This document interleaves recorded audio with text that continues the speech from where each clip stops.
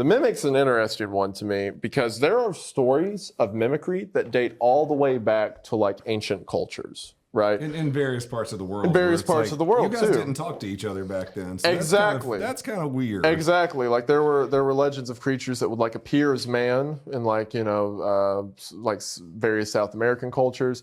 There are Middle Eastern cultures that would have legends of like things that make the voice of a human to lure you away, and it's like, what was the inception of that, right? Like there's an origin point for all these different stories. Why was that so? Go ahead. Whatever. I know, I'm watching these two rub beards looking at each other like, he's fucking calling me out over here. You don't need this. Like, what was the original inception point for those stories, right? Like, what was the thing that we're supposed to be afraid of, right? Because, like, with liminal spaces and stuff, the thing that we're afraid of is, like, the desolation, the lack of people. If, like, cities are abandoned, something's gone wrong. If we're afraid of, like, zombies are a good example. If we're afraid of people diseased and sickly and violent, something's gone wrong. So, what was the thing that went wrong that led to mimicry becoming such a thing across all these different tribes?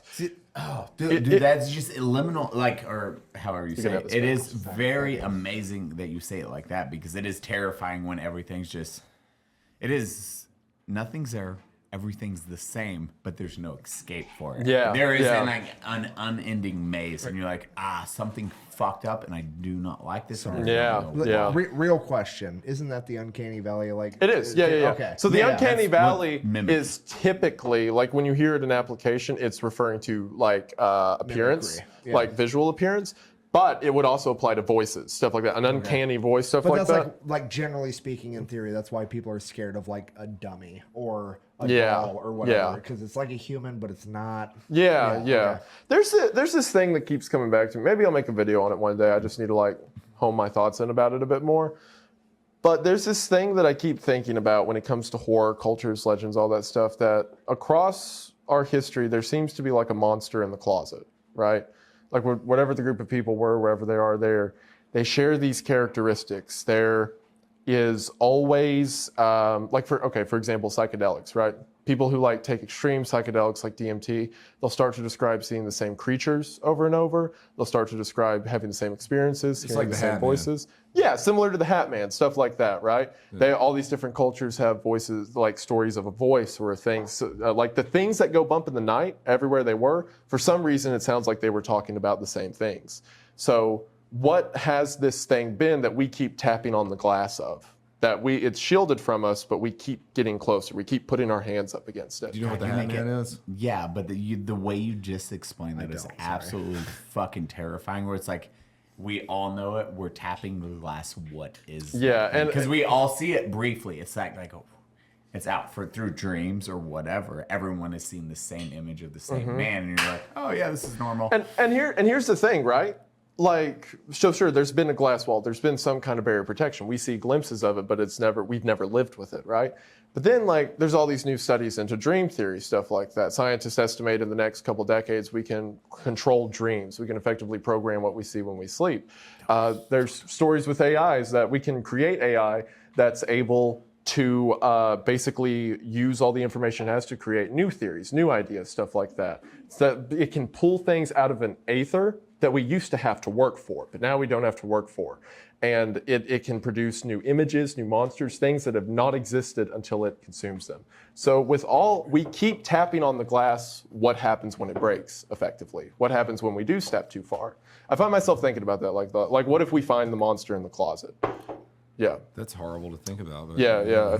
I'm glad I could take the mood down. But it's such a good question because everyone, as you're saying, has their own monster in the closet. And what's the craziest thing is a lot of our monsters look exactly the same without ever communicating about it at the same time. Well, it's like Nick said he doesn't know what the Hat Man is. That's Benadryl, right? Yeah, the Benadryl Hat Man. Yeah, tell me about this, please. So if people chug a bunch of fucking Benadryl, right? Well, we would never condone that on this podcast because that's for well, it ruins your liver and kidneys, and you're going to be destroyed for life. You'll also have a tiny cock, but other than that, halfway there.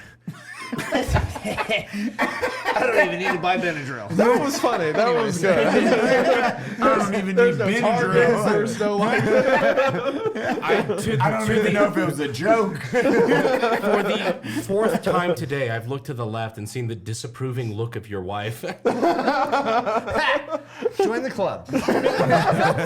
Every time I'm Held naked. up her pinky. That's what's up. That's on You're not a gonna good scare day. me. Jesus fucking Christ. But that's what's amazing about like human psychology. It is everyone can have a reference of close to the same image or nightmare. Yeah. And then you can reach across the pond and somebody you have no reference or no connection with, they're like, yeah, I seen the same fucking Yeah, thing, where they'll yeah. draw it out and it's very close imagery. And you're like, what the It's fuck? so like the way I tie back, because I'm religious, because I'm a Christian, I think about it in connection with religion, stuff like that, right? Like like Old Testament before, time of faith with all that, when we existed in the time of law, by my beliefs, like in the Old Testament, things were much more literal on earth. It wasn't the Holy Spirit dwelling with man. It wasn't like the unseen realm. It was the seen realm. Rather than, demons and angels interacting invisibly on earth, they were physical. They appeared before man. They spoke to them, stuff like that. Like a lot of Christians overlook the fact that, yeah, Moses could perform miracles from God, but Pharaoh's sorcerers also performed miracles. They also had ways to perform magic and things like that. Where did they get that from?